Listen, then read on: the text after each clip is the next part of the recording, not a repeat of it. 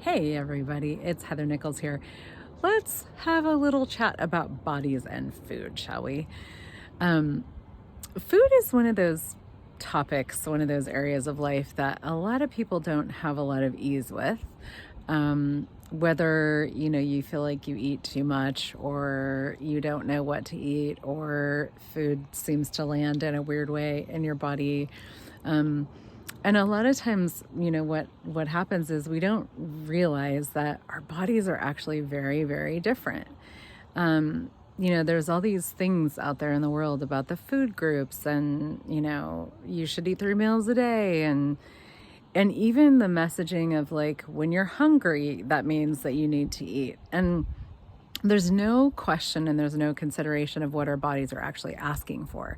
Sometimes the sensation of hunger doesn't actually mean that our bodies want food, but we don't ask a question. And so I want to invite you to a different conversation, a different energy, a different exploration called eating for space. What if food could actually contribute to a sense of space in your body? What if it could contribute to a sense of ease in your body? What if you could eat food not to fill you up, but to actually contribute to your body being greater? A lot of times that means we eat a lot less than we think we need to. We eat a lot less than we think, we should in order to not feel hungry anymore or to give our body the nutrients that we've decided it needs to have or the substance that we've decided that it needs to have. But for so many of us, our bodies actually thrive really on energy, on the energy of nature, on water and hydration, on salt and sugar because our brains are so active. And our bodies don't actually require a ton of food.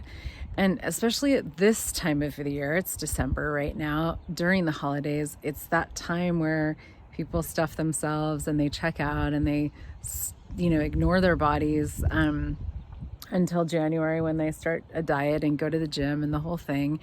It's like, what if you could be really present with your body? What if you could be in question of what your body requires? What if you could acknowledge that your body is different? It's a different organism. It's different than the rest of the world. And it might have different requirements. Some of the things that nourish my body are like body work and touch and being in nature and, energy work and movement. I mean, all of these things that we don't see as like food, but they are sources of nourishment for our bodies to be greater, to be more spacious, to be happier, to be lighter, to have a greater sense of ease. And what if that's what nourishment of our bodies and food was actually about?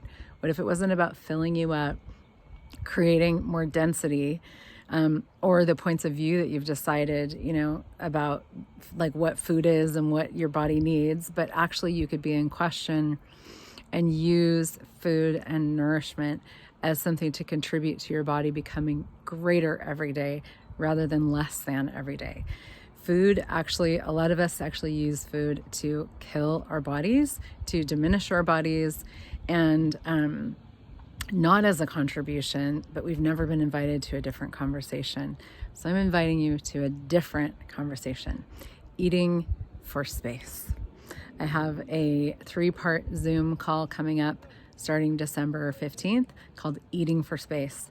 And we are going to explore this and so much more. I am so looking forward to it. And you can find the link at heathernichols.com/eating for space. See you there.